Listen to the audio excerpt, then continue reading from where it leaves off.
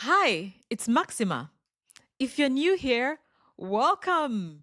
If you're coming back, thank you. That means more than you know. This is Maxima's Tales, Ancient Wisdom for Modern Minds, a podcast where I share folk tales from around the world, stories that grandmothers told grandchildren, stories that survived centuries because they're true. Not true like facts, true like feelings. And at the end, I share a few bites of wisdom we can use in business and in life with real scenarios. This is episode 3, and we're traveling to Japan, to a village in the shadow of a great mountain, where a humble stonecutter is about to get everything he's ever wished for. You'll hear about the endless chest for more, why the grass always looks greener from where you're standing, and what happens when you finally realize the power you've had all along. Picture this. You're scrolling LinkedIn, Instagram, it doesn't matter. And there it is, someone announcing their big win, the funding round, the promotion, the engagement, the new baby on the way, the milestone you haven't hit yet. You put your phone down, but the feeling stays. That whisper, why not me? What am I missing? If only I had what they have. Tonight's story is about that whisper and the surprising place it leads when you follow it all the way to the end. This is the Stonecutter. Part 1, The Humble Beginning. Long, long ago, in the shadow of a great mountain in Japan, there lived a stonecutter named Tasaku. Now, this mountain was ancient. Its peak touched the clouds. Its roots went deep into the earth. People said that a spirit lived inside it, an old spirit, as old as the stones themselves. But Tasaku didn't think much about spirits. He thought about the stone. Every morning, before the sun climbed over the mountain, Tasaku would wake in his small cottage. He would eat a simple breakfast of rice and pickled vegetables. He would fill his leather bag with water, and then he would walk the winding path up to the mountainside, his tools heavy on his back. A hammer, several chisels, a worn piece of cloth to wipe the sweat from his face. Tap, tap, tap. All day long, Tasaku would cut stone from the mountain. He knew the mountain's secrets, where the rock was soft enough to carve, where it was too hard to bother. He could look at a boulder and see the building block hiding inside. He would feel through his hammer when the stone was ready to break. He carved blocks for walls. He shaped stones for bridges. He chiseled rocks into lanterns for temple gardens, smooth and perfect, with little windows for candles to glow through on festival nights. His hands were rough and calloused, like the mountain itself had become part of him. His back ached at the end of each day. His clothes were always dusty, no matter how often he washed them. But Tasaku was content. He had his cottage. He had rice to eat. He had work that mattered. Buildings stood because of him. Bridges held because of him. When he walked through the village, people would nod and say, "There goes Tasaku, the stonecutter. Good man, steady hands." He had a good life. Or so he thought, until one afternoon. Part 2, The Seed of Discontent. It was a hot day. Tasaku was carrying a heavy block of stone to a wealthy merchant's house. The block was for a new garden wall. Nothing special, just another job. His shoulders burned. Sweat dripped into his eyes. And then he heard music. Drums, flutes, the sound of many feet marching in rhythm. He set down his burden and stepped to the side of the road. A great procession was coming through the village. Soldiers first, in gleaming armor. Then musicians, playing instruments Tasaku had never seen. Then servants carrying boxes of silk and gold and jade. And in the center, carried on a golden platform by 12 strong men, sat a prince. The prince wore robes of silk, blue and silver, with golden dragons stitched along the hem. His hair was oiled and perfect. His hands were soft and smooth, folded calmly in his lap. He didn't carry anything. He didn't push anything. He simply sat. And everyone around him existed to make his life easier. Servants held umbrellas of red and gold above his head to protect him from the sun. Other servants fanned him with great feathered fans. As the procession passed, people fell to their knees. Some threw flowered petals at his feet. A little girl held up a peach, hoping he would take it. He didn't even glance at her. Tasaku looked down at himself. His dusty clothes, his cracked fingernails, his calloused hands still aching from the stone he'd just set down, the sweat running down his back. No one threw flower petals for him. No one carried him on a golden platform. No one even noticed him standing there. How powerful the prince must be, Tasaku muttered. Everyone serves him.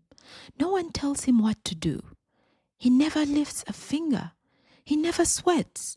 He never aches. He picked up his stone block again. It felt heavier than before. Oh, if only I were a prince, then I would truly be happy. Part 3. The Mountain Spirit. Now, what Tasaku did not know was that the spirit of the mountain was watching. This spirit had lived in the mountain since before there were villages, before there were people. It had watched Tasaku's grandfather cut stone. It had watched Tasaku's father cut stone. And for years, it had watched Tasaku himself walking the path each morning, tapping away at the rock, shaping the mountain piece by piece. The spirit had always admired the stonecutter. Such patience, such skill, such contentment. Until today. The spirit had Tasaku's wish, and something stirred in the ancient stone. Your wish, the spirit whispered, its voice like wind through a crack in the rock, is granted. In the blink of an eye, Tasaku was no longer a stonecutter. He was a prince.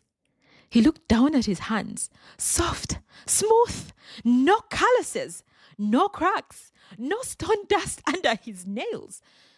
He was wearing silk, real silk that felt like water against his skin. He was sitting on cushions stuffed with feathers. Servants around him, waiting for his commands. "My lord," one of them asked, "is there anything you desire?" Tasaku laughed out loud, a real laugh, a joyful laugh. He had a palace now.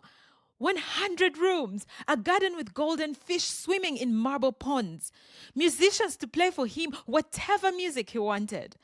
"This is wonderful," Tasaku said. "Now I am truly powerful. Now I am truly happy." Part 4. The problem with being a prince. For many weeks, Tasaku lived the life he had dreamed of. He ate the finest food, delicate fish, rice as white as snow, fruits he'd never tasted before. He wore different robes every day. He slept on silk sheets and walked whenever he pleased. Servants brought him anything he wanted before he even knew he wanted it. Surely, he thought, there is nothing better than this. But then, summer came, and summer in the palace was nothing like summer on the mountain. On the mountain, Tasaku had worked in the shade of great rocks. He had drunk cold water from streams. The breeze had cooled his face. But in the palace, there was no escape from the heat. The sun beat down on the roof. The walls held the heat inside. His silk robes, once so light and beautiful, now stuck to his skin. Sweat dripped down his face. Servants fanned him constantly.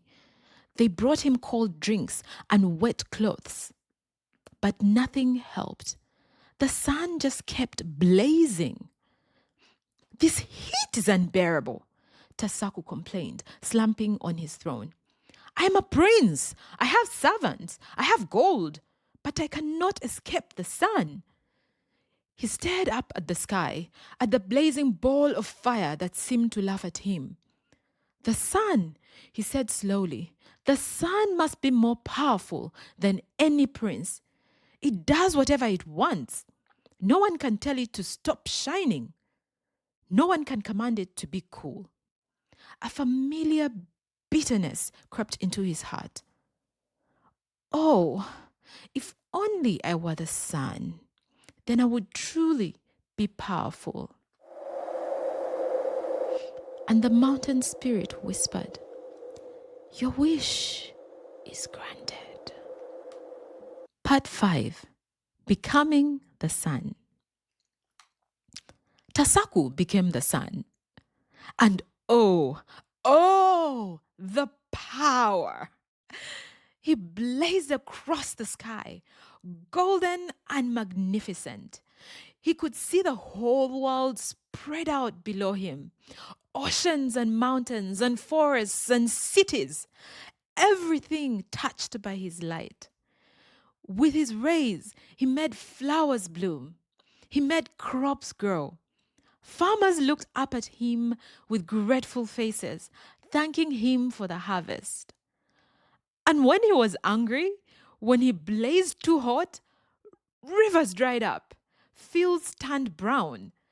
People hid in their houses, cursing his name. "Now this is power," Tasaku thought.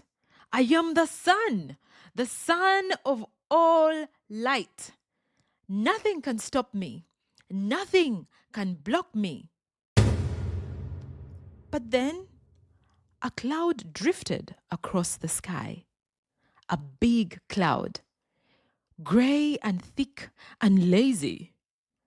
It moved right in front of Tasaku and blocked his rays.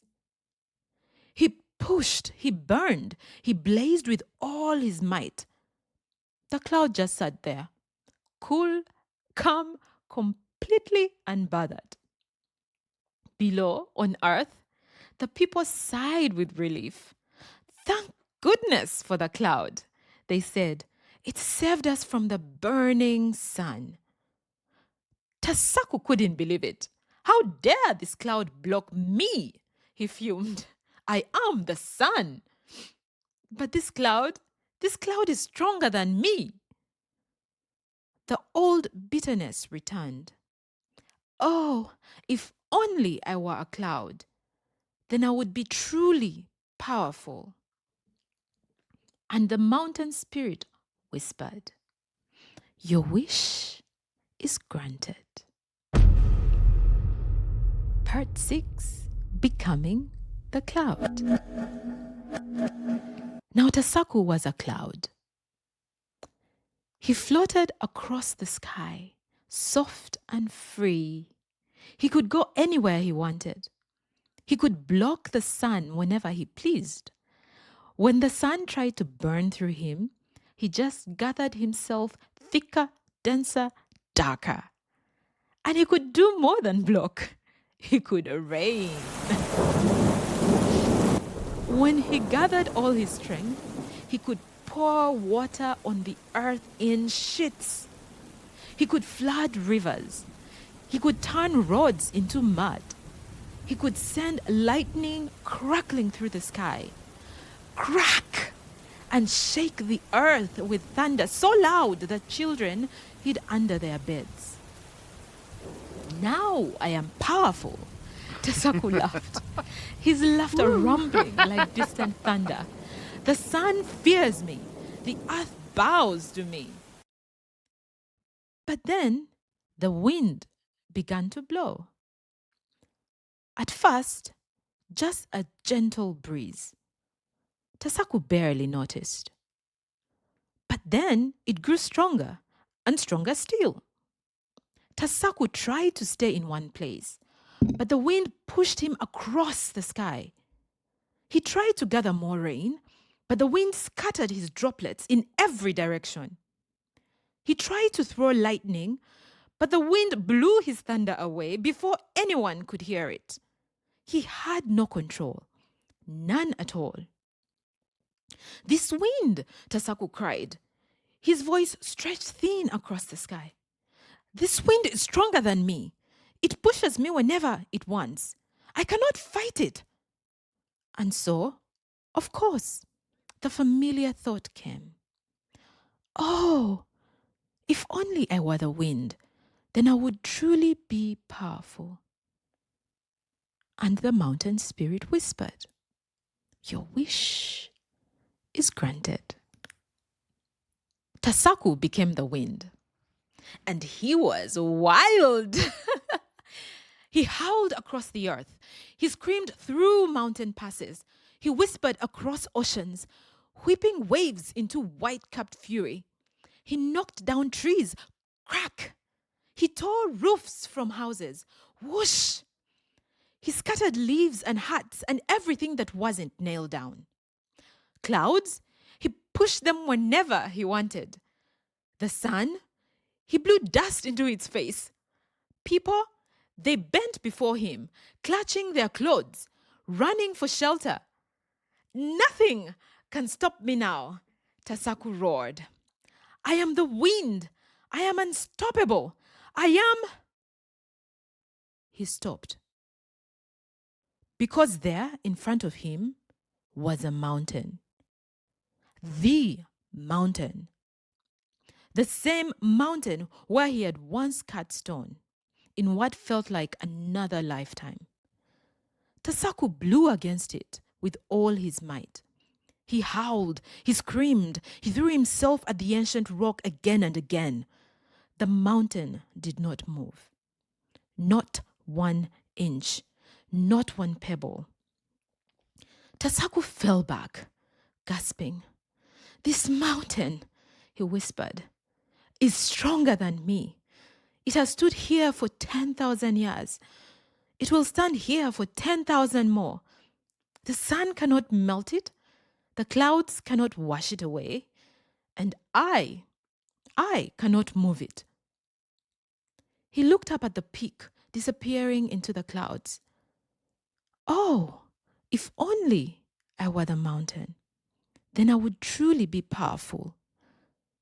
And the mountain spirit whispered, "Your wish is granted." Part 8, Becoming the Mountain. Tasaku became the mountain. Massive, silent, ancient. He felt his roots sink deep into the earth. He felt his peak rise high into the clouds.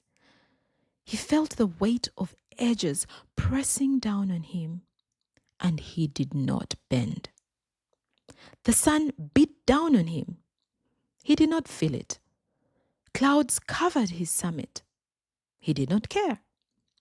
Wind howled against his face. He did not move. Rain fell on him for days, for weeks, for years. He was still there. At last, Tasaku thought, and his thought moved slowly like stone. At last, I am truly the most powerful thing in the world. Nothing could touch him. Nothing could move him. Nothing could change him. He would stand forever. Wait! What was that? Tasaku felt something. Something small. Something sharp. Something chipping away at his side. Piece by piece. Stone by stone. He looked down. And there, on his side, was a tiny figure. A man. A man with rough hands and a heavy hammer. A man with dusty clothes and sweat on his face. A man who came every morning and left every evening. A stonecutter, carving blocks from the mountain's body. Day by day, tap by tap, the stonecutter was doing what the sun could not do, what the clouds could not do, what the wind could not do, what nothing else in the world could do. The stonecutter was changing the mountain. And Tasaku finally understood. Part 9. Coming home. Mountain spirit, Tasaku said softly, and his voice was like gravel shifting in a stream.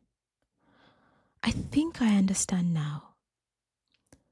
He paused, gathering his thoughts. Slowly, the way a mountain thinks. I have been a prince, but a prince hides from the sun. I have been the sun, but the sun is blocked by clouds. I have been a cloud, but clouds are scattered by wind. I have been the wind, but wind cannot move a mountain. I have been the mountain, the mighty immovable mountain. He paused again, a long pause. But a mountain is shaped by a stonecutter. Please, he said, please let me be a stonecutter again. And the spirit mountain whispered, your wish is granted. And there he was, Tasaku, standing at the foot of the mountain, in the soft light of early morning, with his hammer in his hand. His clothes were dusty, his fingers were rough, his back would ache by the end of the day. And he smiled, because now he knew something he had never known before. He was already powerful. He had always been powerful. He just couldn't see it from where he was standing. From that day on, Tasaku cut stone from the mountain, not because he had to, but because he chose to. Because he understood, finally, that a steady hand and patient work can shape even the mightiest mountain. And that there is no greater power than knowing who you are and being at peace with it. And he was content.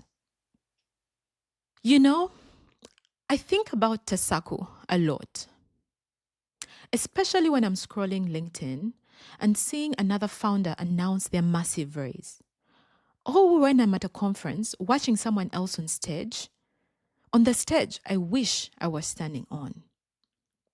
In those moments, I feel like Tasaku, watching the princess parade. I forget all the power I already have, all the advantages I'm not seeing. This story is ancient, but the lesson lands differently when you're building something, when you're leading people, when you're trying to make your mark in the world. So let's dig into what this Japanese tale can teach modern builders. Lesson 1. Every position has hidden power. Here's what Tasaku got wrong. He could see everyone else's power, but he couldn't see his own. He saw the prince's servants and silk robes. He didn't see the prince sweating in summer. He saw the sun blazing across the sky. He didn't see the cloud blocking its rays. He saw the mountain standing immovable. He didn't see himself chipping at it constantly. This is how we all operate. We see what others have. We are blind to what we have. That startup with a big funding, they're terrified of you because you're profitable and they're burning cash. That corporate executive, she envies your freedom to pivot and experiment. That influencer with the massive following, she's exhausted by the algorithm and wishes she could just build something real. Every position has power. The question isn't, how do I get their power? The question is, what power do I have that I am not using? Lesson 2. The comparison loop is a trap. Notice what happened to Tasaku. He became the prince and immediately found something more powerful. He became the sun and immediately found something more powerful. Cloud, wind, mountain. Each time he got what he wanted, he discovered someone or something more. This is the comparison loop, and it never ends. You hit your first million in revenue, but that founder raised 50 million. You raised 50 million. But that company went public. Your company goes public. But that CEO has a private jet. And on and on and on. The Japanese have a saying, the bamboo that bends is stronger than the oak that resists. But Tasaku wasn't even bending. He was constantly uprooting himself and replanting somewhere else. Comparison isn't motivation. Comparison is theft. It steals your focus, your energy, and your ability to see the opportunities right in front of you. Lesson 3. Your ordinary skill might be your superpower. Here's the part that gets me every time. Tasaku spent the whole story chasing extraordinary power. Sun power, wind power, mountain power, magical, cosmic, impossible power. And what turned out to be the most powerful thing? A man with a hammer, doing ordinary work day after day after day. What's your hammer? Maybe it's your deep knowledge of your industry that you think is boring because you've been doing it for 15 years. Maybe it's your relationships in your community.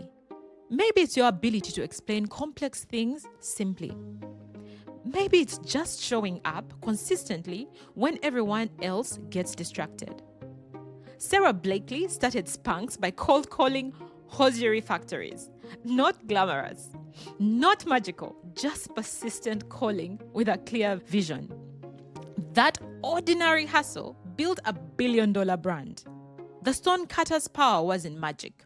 It was patience. It was a skill. It was the willingness to show up and do the work over and over until the mountain itself had to change. That's not lesser power.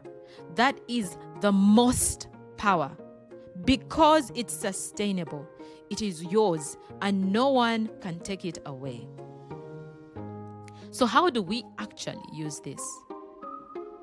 Let me give you something concrete. Scenario 1, the fundraising envy trap. You're a founder. You've bootstrapped or lightly funded.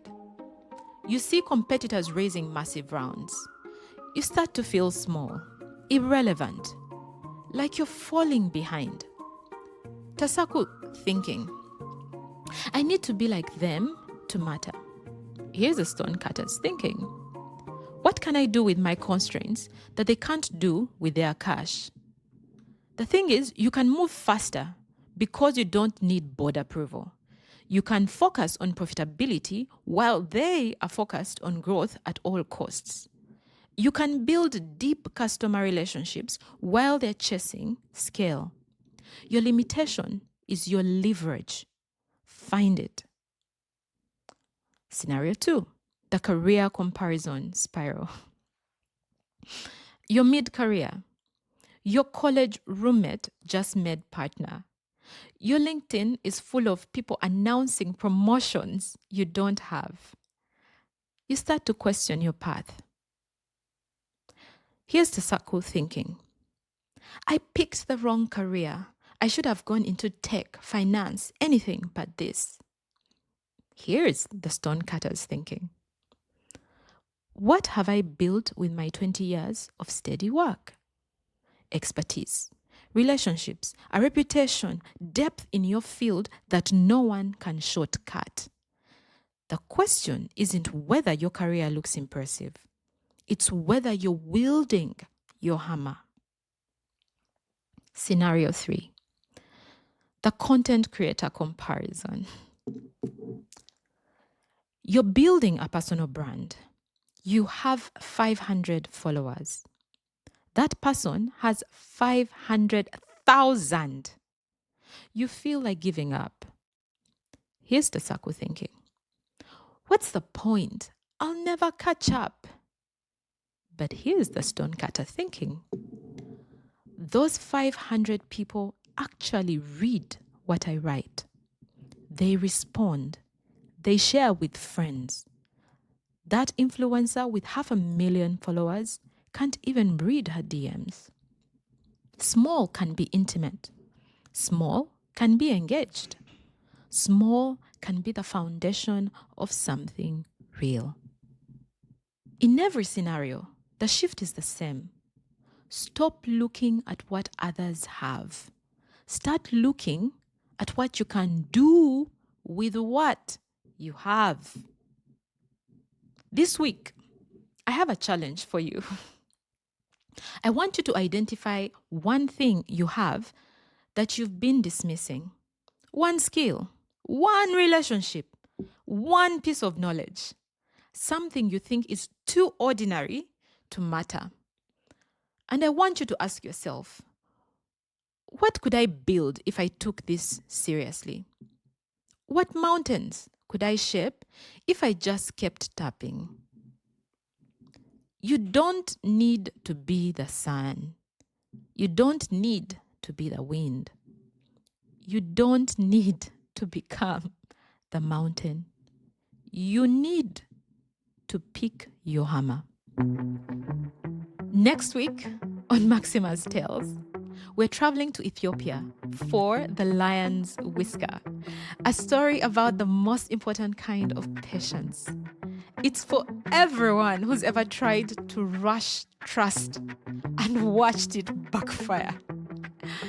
Until then, keep building, keep tapping, and remember, the answers we're looking for have already been found.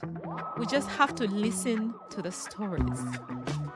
I'm Maxima, and this has been Maxima's Tales.